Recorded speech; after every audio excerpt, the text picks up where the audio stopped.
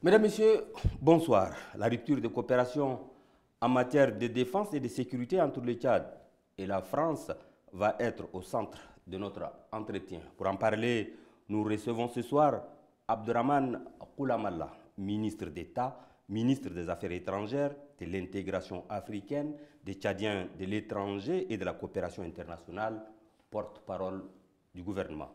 Bienvenue, Monsieur le ministre, sur le plateau de l'invité de la semaine. Merci de l'invitation.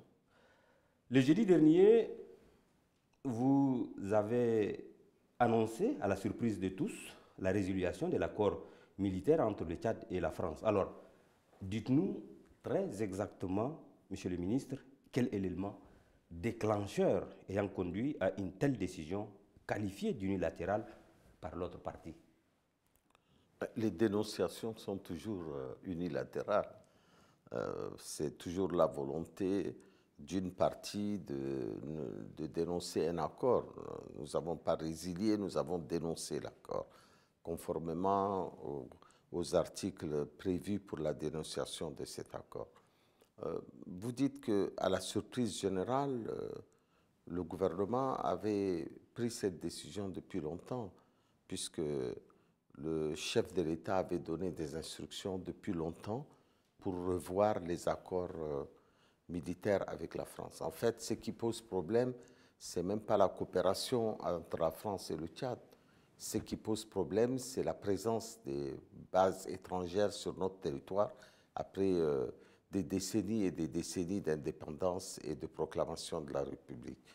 Le président de la République, garant de la souveraineté nationale, a décidé qu'il n'y aura plus de bases étrangères au Tchad, françaises ou autres.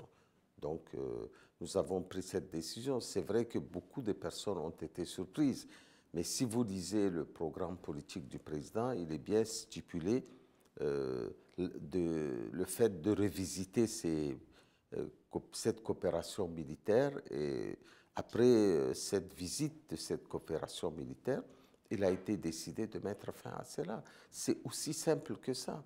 C'est vrai que les gens sont étonnés et j'ai tendance à dire que je suis toujours étonné de leur étonnement. Oui, Monsieur le ministre, c'est parce que c'est par un communiqué que vous avez dénoncé l'accord. Or, ça doit être notifié par voie diplomatique. Mais qui vous a dit que ça n'a pas été notifié? Nous avons bel et bien notifié auprès des autorités françaises la décision de dénoncer cet accord. Nous avons fait un communiqué parce que nous avons aussi le devoir d'informer l'opinion nationale et internationale. Ce n'est pas une petite affaire qu'on peut juste dénoncer par voie diplomatique. La dénonciation d'un accord de coopération militaire, faire partir une base militaire étrangère qui est là depuis l'indépendance, c'est un fait qui n'est pas rare dans l'histoire politique de l'Afrique. Et ce n'est pas rare dans l'histoire politique du Tchad, même si le gouvernement d'Union nationale de transition, le GUNT, pendant les événements de 80, avait fait partir l'armée française dans le même contexte. Donc, ce n'est pas une première depuis l'indépendance du Tchad. Le pouvoir du général Maloum avait aussi mis fin à cet accord. Le président Mohamed Idriss Déby a décidé de mettre fin à cet accord. C'est une décision qui regarde essentiellement, exclusivement la question de la souveraineté nationale. Ça veut dire qu'ils sont partis avant, ils peuvent même maintenant revenir après. Ah, les temps ont changé, M. Diabo, et ça, vous le savez. Tant que nous gouvernerons ce pays, tant que le président Mamad est à la tête de ce pays, je ne pense pas qu'il faille faire revenir une force militaire française encore au Tchad. Vous savez, au temps du général Maloum, quand ils ont refait cet accord de coopération de 1976, le pouvoir militaire, qui était un pouvoir dictatorial, était menacé par les forces révolutionnaires du Frodina. Donc, le pouvoir du Conseil supérieur militaire, le CSM, n'avait pas la capacité de défendre seul son pouvoir. Ils ont fait appel à la France. Ce qui change aujourd'hui, c'est que nous avons la capacité de défendre notre territoire, son intégrité, sa souveraineté et la sécurité de ses citoyens. Donc sur ce plan-là, la présence de cette force est inutile cet accord, comme l'a dit le chef de l'État, est obsolète, ne répond plus aux réalités du temps. L'Afrique est aujourd'hui en ébullition, à la recherche d'une nouvelle identité, une identité souveraine, une identité indépendantiste. Le Tchad, plus que jamais, répond à cette exigence de la jeunesse africaine et des dirigeants africains. Il était normal qu'on réponde aux désirs, aux aspirations de notre peuple qui, de façon unanime, est sorti dans la rue pour soutenir le gouvernement. Et jamais dans l'histoire politique du Tchad, une décision n'a eu autant d'adhésion populaire à cette décision-là. Les gens ont manifesté non pas contre la France, même s'il y a eu ça et là quelques slogans. On va revenir sur cette question. Mais est-ce qu'on peut penser que le Tchad fera un clin d'œil à l'AES? Non, l'AES ont leur histoire, nous avons notre histoire. Il n'est pas question aujourd'hui d'être aligné sur telle ou telle position.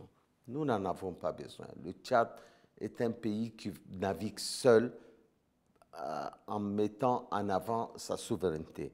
Quand on dit que nous naviguons seuls, ça ne veut pas dire que nous rejetons le multilatéralisme qui est aujourd'hui essentiel, qui fait partie des phares de la diplomatie internationale.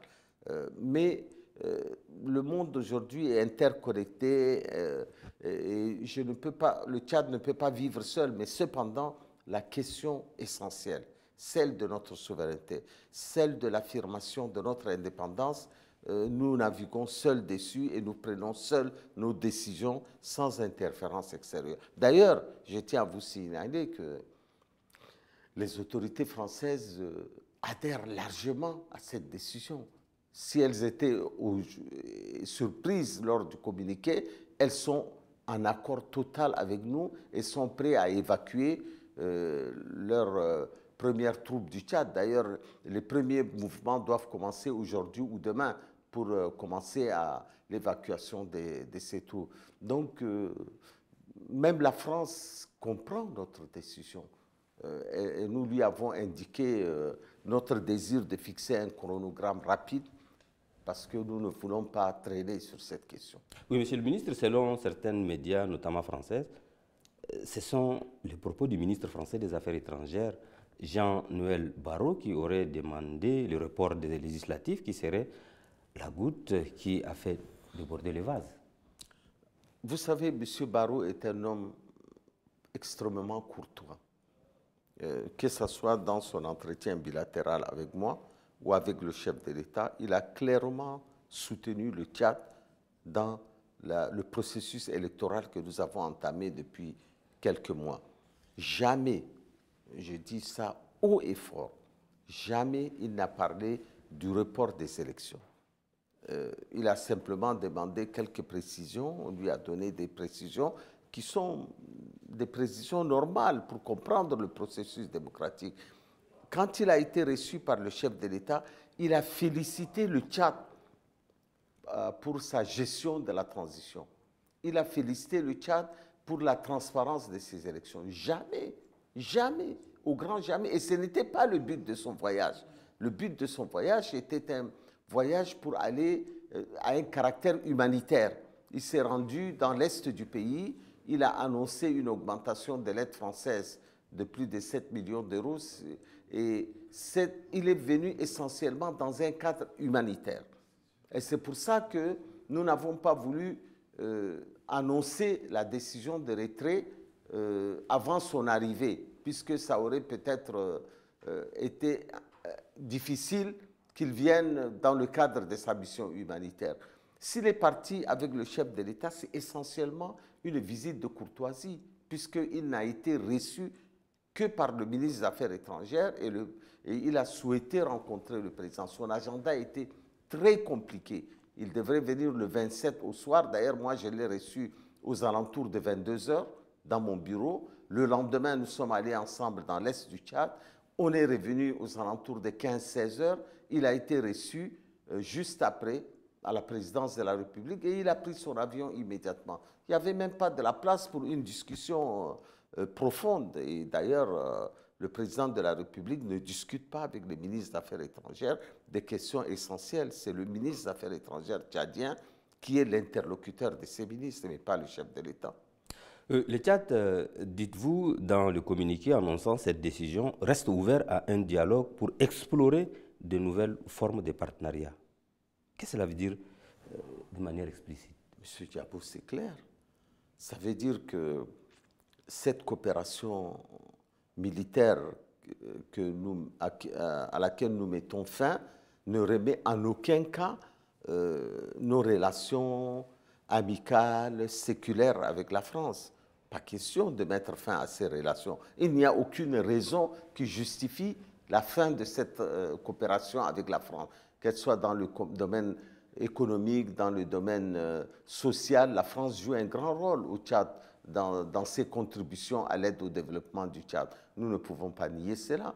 Nous ne pouvons pas nier le fait que la France a soutenu le Tchad durant la première phase de transition et dans les premières heures de transition. Nous n'oublions pas l'amitié que la France a donnée au Tchad et continue à donner au Tchad. Donc, quand nous disons ça, nous réaffirmons simplement une évidence, c'est que nous ne nous attaquons qu'à un volet de la coopération avec la France, qui est le volet militaire. C'est clair comme l'eau des roches.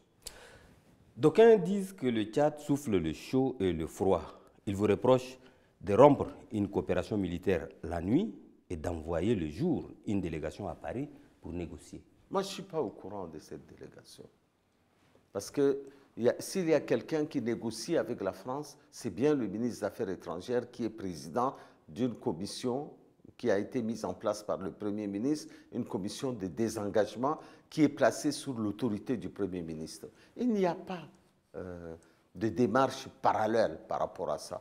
Ce sont des élucubrations et du baragouinage de quelques personnes en mal de publicité sur les réseaux sociaux. Notre pays est cohérent. Nous n'avons pas besoin d'aller négocier avec la France. Nous allons négocier essentiellement le départ des troupes françaises du Tchad. Nous sommes clairs sur ce point-là. J'ai reçu l'ambassadeur de France. Une commission technique viendra de France avec laquelle notre commission va discuter. Il y a une sous-commission que moi-même j'ai mis en place par décision, qui est dirigée par le chef d'état-major général des armées, avec beaucoup de membres, des juristes, des grands officiers de la République, des officiers des forces de défense et de sécurité. Tout va dans le meilleur des mondes. Et nous allons rassembler les 3 bases militaires françaises à N'Djamena ici, que ce soit celle de Faya et d'Abéché. Nous allons déclencher très rapidement le départ de ces forces du Tchad. Ils partiront, mais la France restera en tant que partenaire. Ce sont ces militaires qui quitteront le sol national. C'est tout. C'est aussi simple que ça. Qu'est-ce que vous voulez que les gens aillent négocier en France plus que ce que nous faisons ici? Ils vont aller dire quoi? Calmer les Français que ce n'est pas une bonne décision? C'est une très bonne décision. Aller dire aux Français que nous allons faire une coopération militaire, une coopération économique, politique, sociale avec eux, nous l'avons déjà réaffirmé. Qu'est-ce que vous voulez qu'on aille dire en France, plus que ce que le président de la République a dit, et plus que ce que moi j'ai dit, et plus que ce que le Premier ministre a affirmé lors de la mise en place de cette commission? Ça, ce sont des spéculations. Vous êtes un journaliste talentueux, ne vous laissez pas avoir par ces baragouinages qui circulent dans les réseaux sociaux. Selon vous, quelles peuvent être les conséquences directes de cette décision dans les relations diplomatiques entre les deux pays? Certains Tchadiens évoquent de probables répercussions consécutives à cette décision. Vous savez, chacun sur les réseaux sociaux dit ce qu'il veut. Les gens dans la rue disent ce qu'ils veulent. Nous, on est chargés, en tant que chef de la diplomatie tchadienne, sous l'impulsion du chef de l'État et du Premier ministre, nous sommes chargés de mener dans la sérénité notre diplomatie. Notre diplomatie se porte bien, nos relations avec la France se portent bien.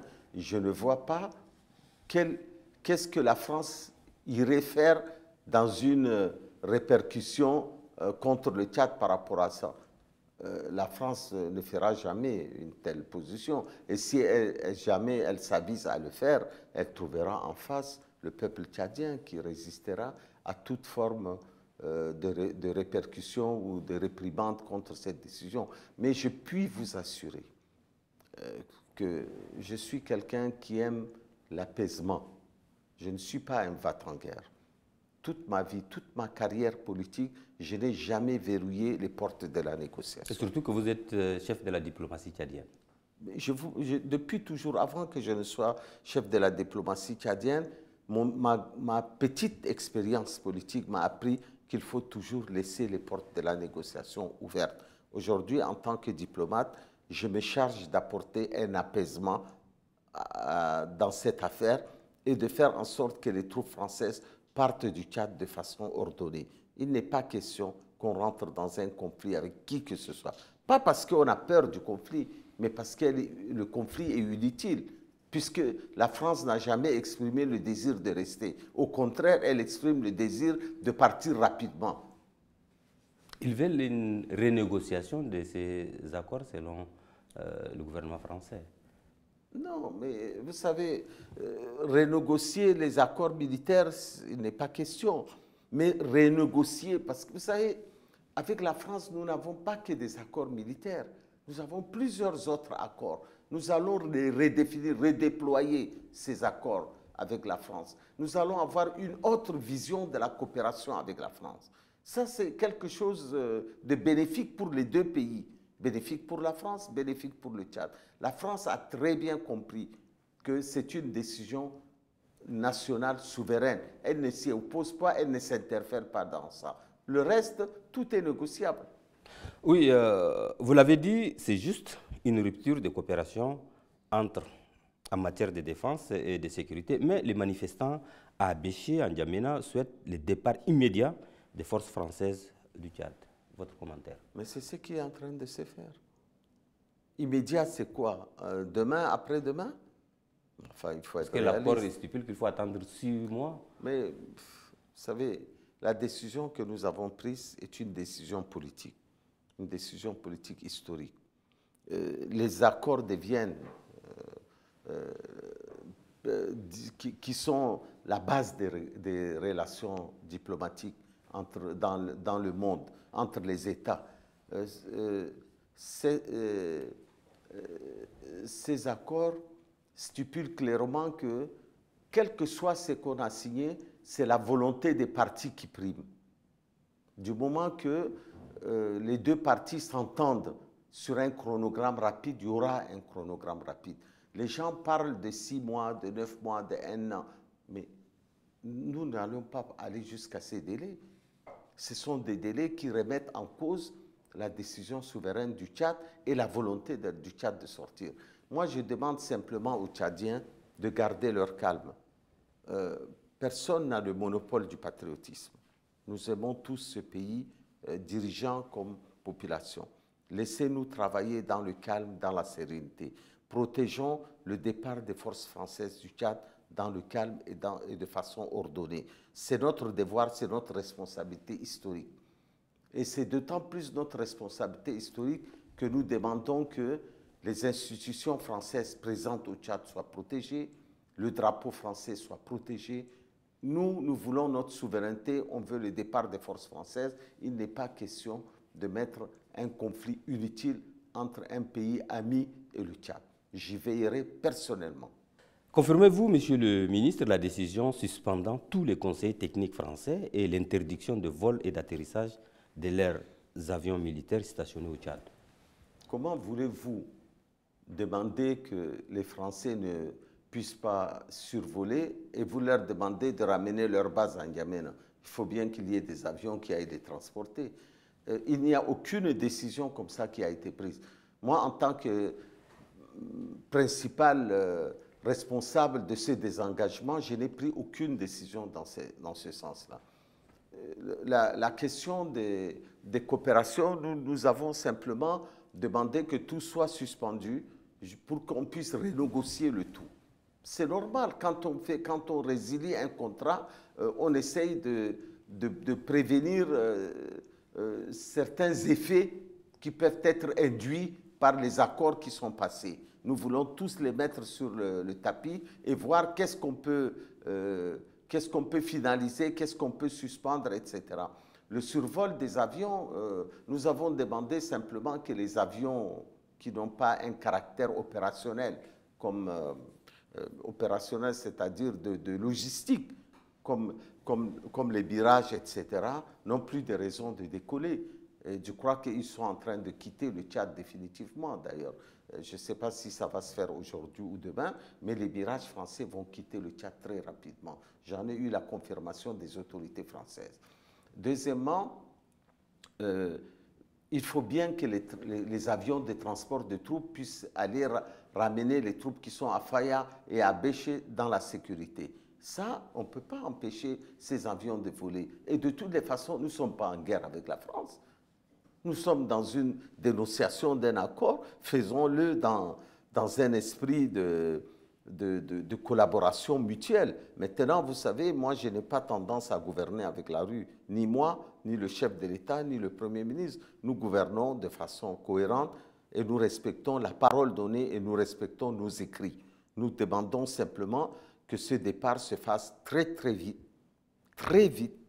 Je vous le confirme, il se fera très rapidement, mais dans l'ordre, dans la sérénité, dans l'apaisement. Une date pour le départ des 1000 Français basés au Tchad. Est-ce qu'il n'y a pas une date bien précise? Monsieur Diabo, la commission a été mise en place à peine il y a quelques jours. Vous voulez déjà que je vous donne une date de départ des troupes françaises? Non, nous allons discuter avec la partie française d'un chronogramme. Et quand ce chronogramme sera adopté, eh bien, vous serez le premier à être informé, M. Diabo. Une aile de la coalition Wakitama qualifie les manifestations d'Abéché et de N'Djamena à des surenchères politiques. Qu'en dites-vous? Vous savez, si je dois perdre mon temps à répondre à Wakitama, je ne ferai que ça.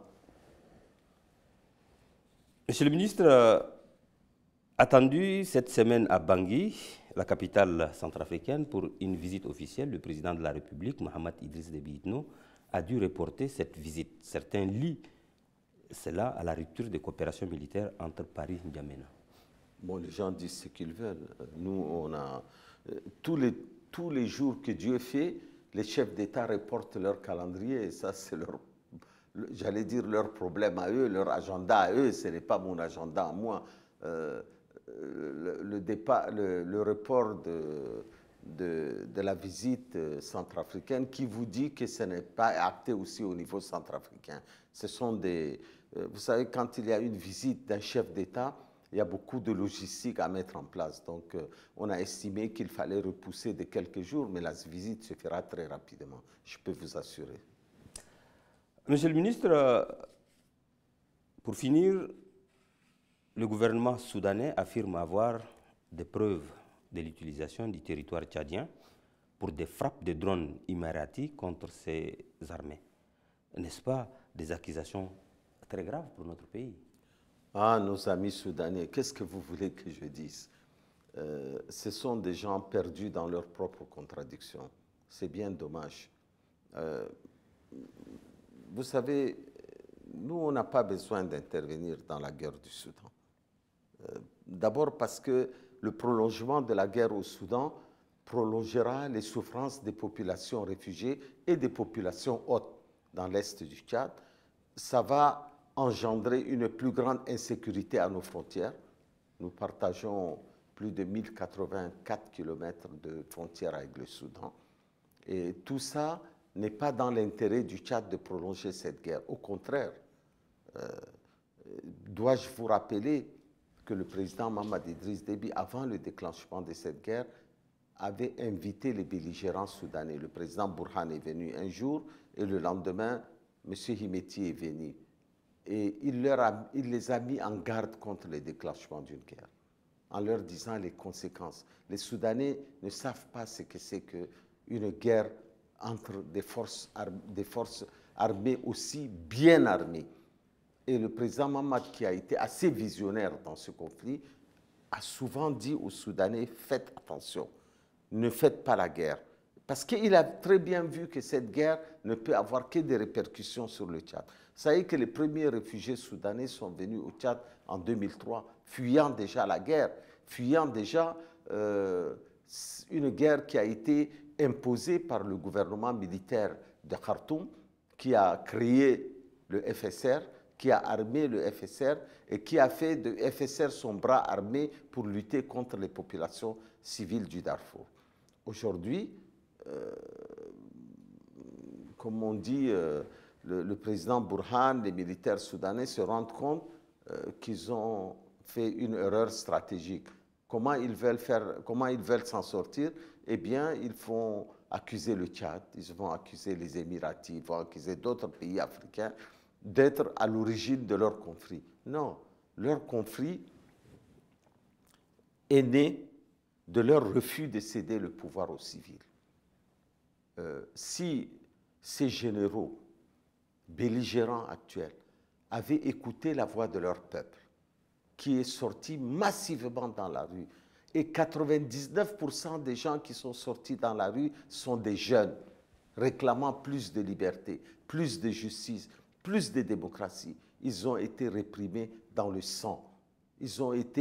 Certains ont dû s'exiler du Soudan. Ils ont décidé de mettre en place, sous la pression de la communauté internationale, un gouvernement civil dirigé par M. Hamdok. Ils ont empêché ce gouvernement de gouverner. M. Hamdok a été mis de côté. Ils ont dissous eux-mêmes les accords qu'ils ont signés. Ils n'ont même pas respecté leurs paroles. Ensuite, dans leur recherche effrénée de pouvoir, dans leur soif effrénée de pouvoir, ils se sont battus entre eux et ils ont déclenché la guerre la plus meurtrière qu'a connue le Soudan. Aujourd'hui, le drame du Soudan est l'un des drames les plus importants de toute l'histoire politique de l'Afrique. Ils sont les seuls responsables de cette guerre. Et demain, ils sont les seuls capables de l'arrêter. Il suffit de faire un cessez-le-feu, d'ouvrir un couloir humanitaire, d'ouvrir des négociations et de ramener le pouvoir civil qui reprenne le pouvoir au Soudan, de faire associer les civils. Le gouvernement militaire au Soudan a montré ses limites depuis aujourd'hui plus de 35 ans qu'ils sont à la tête de ce pays. Maintenant, il est grand temps de passer à autre chose. Il est grand temps de trouver une solution pour le Soudan. La guerre, c'est d'abord leur responsabilité. C'est eux qui font la guerre, ce n'est pas le Tchad. Nous n'avons pas de drones sur notre pays qui va attaquer le Soudan. Ce sont des élucubrations des généraux en perte de vitesse. Je perds mon temps tous les jours à répondre. Un jour, je finirai par ne plus répondre à ces accusations qui sont fantaisistes. Et aucune preuve n'a été apportée. Aucune preuve, aucune image satellite. Rien n'a été apporté pour démentir les propos que je tiens depuis plusieurs mois en disant nous sommes neutres, nous voulons la paix au Soudan. Nous sommes prêts à même ouvrir une conférence de paix au Tchad pour que les belligérants puissent faire la paix et pour que le peuple soudanais perdu, les populations soudanaises perdues, éparpillées, puissent retrouver leur foyer, leur pays, qu'ils cessent les massacres, qu'ils cessent les pillages et qu'ils reviennent à la raison, qu'ils reviennent à la négociation. Comment voulez-vous mettre fin à une guerre quand les belligérants refusent de discuter entre eux? C'est de la folie. C'est de la folie. C'est une irresponsabilité totale de leur part. Ce n'est pas la responsabilité du Tchad. Ils ont porté plainte à l'ONU contre le Tchad. Est-ce que cette plainte-là peut aboutir? Ils ont porté plainte à l'ONU ou ils ont porté plainte dans la Commission des droits de l'homme de l'Union africaine. Cette commission au niveau de l'Union africaine est une commission consultative qui reçoit même vous. Si vous portez demain plainte, ils vont examiner votre plainte. Nous n'avons aucune preuve n'est portée contre nous. Nous sommes prêts à aller dans toutes les instances internationales qu'on nous amène, pas une preuve, le début d'une preuve, que nous sommes impliqués dans cette guerre. Mais nous avons des preuves comme quoi c'est eux les bourreaux de leur peuple. Et nous le dirons, et je crois que le Conseil de sécurité, les membres du Conseil de sécurité ont fui leurs responsabilités vis-à-vis du Soudan. C'est à eux de décider, au lieu de chercher les boucs émissaires partout, c'est à eux, Conseil de sécurité, de prendre leurs responsabilités en main. Quand il s'agit d'aller mettre du désordre en Libye et mettre la Libye dans une situation de désordre total, le Conseil de sécurité s'est entendu. Pourquoi pas au Soudan? Je pose la question. Monsieur le ministre, pour sortir définitivement de cet entretien, la situation des réfugiés au Tchad. Quelle est la situation des réfugiés au Tchad? C'est une situation difficile. D'abord parce que si les réfugiés, s'il n'y a plus d'entrée de réfugiés, on pourrait voir ceux qui sont déjà là. Mais tous les jours que Dieu fait, dans tous les points de passage, il entre 400 et 500 réfugiés par jour. Par jour, nous avons entre 7 000 et 20 000 réfugiés qui rentrent sur notre territoire. C'est une situation insupportable. La ville de Hadré, qui est une petite bourgade, a plus de 250 quelques mille personnes qui sont là.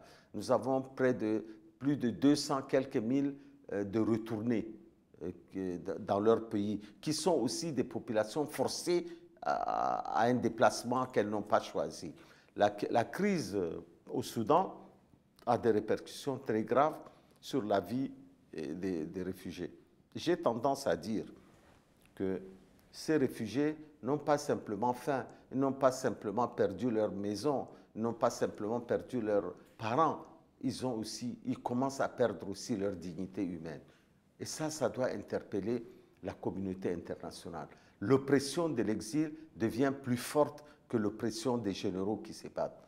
Et ça, c'est quelque chose qui, petit à petit, la communauté internationale prend cela en compte grâce à la diplomatie tchadienne qui s'active pour faire comprendre le danger de cette aide qui est insuffisante. L'aide commence à venir de façon importante. Il faut féliciter aujourd'hui, et je le fais avec toute la solennité qu'il faut, tous les travailleurs humanitaires qui sont pour la plupart des bénévoles qui sont aujourd'hui dans l'Est du Tchad. Ils font un travail remarquable. Ils viennent de tous les pays du monde et il y a beaucoup de Tchadiens entre eux. Je voudrais prendre votre micro pour leur rendre un hommage qu'il faut. Mais l'aide atteint à peine 50% des besoins. Et je crois que l'arrivée, et d'ailleurs l'arrivée du ministre français était dans ce sens-là. Le problème, c'est qu'il ne faut pas voir les réfugiés comme un poids dans notre pays. Il faut maintenant voir l'arrivée de ces personnes comme une opportunité économique pour le développement de notre pays. L'arrivée des réfugiés doit être prise en compte dans le plan national de développement du Tchad. Pourquoi je dis ça? Parce que les gens qui sont venus, les réfugiés qui sont venus au Tchad depuis 2003 ne sont plus répartis.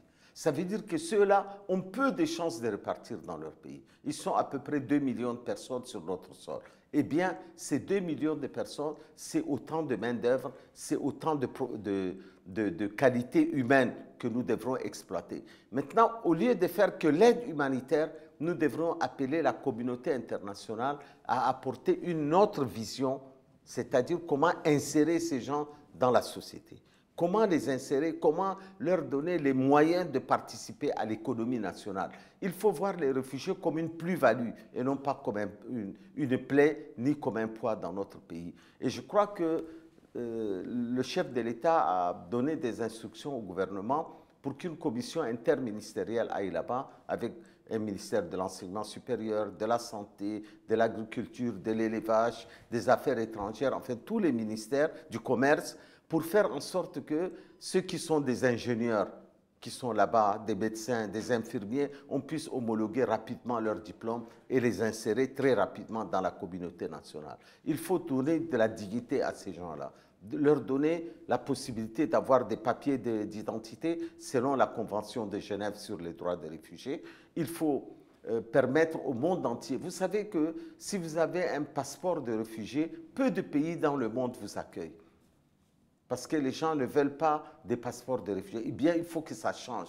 Il faut que ces réfugiés-là puissent avoir la possibilité de voyager, d'aller voir leurs parents, d'explorer le monde pour leurs bénéfices. Il faut que les pays comme la France, l'Allemagne, etc., qui ont accueilli beaucoup de réfugiés dans le monde, puissent accueillir aussi d'autres réfugiés du Tchad, soulager le Tchad. C'est un plan global pour les réfugiés qu'il faut faire. Si vous continuez l'aide pendant des années, c'est un échec de l'aide humanitaire. Une aide humanitaire qui n'insère pas les gens dans la société, c'est un échec. Voilà pourquoi le Tchad a une autre vision de la présence des réfugiés dans notre pays, que nous ne considérons pas comme un poids, mais comme une nouvelle opportunité de développement de notre pays. Merci, M. Abdrahmane Okoulamala, d'avoir accepté de répondre à notre invitation. Merci à vous de m'avoir invité. Je rappelle que vous êtes le ministre d'État, ministre des Affaires étrangères, de l'intégration africaine, des Tchadiens de l'étranger et de la coopération internationale, porte-parole du gouvernement. La rupture des coopérations en matière de défense et de sécurité entre le Tchad et la France était au centre de cet entretien. Moi, je suis Souleymane Diabo. Je vous donne rendez-vous dimanche prochain avec un autre invité de la semaine. D'ici là, portez-vous bien. Bonsoir.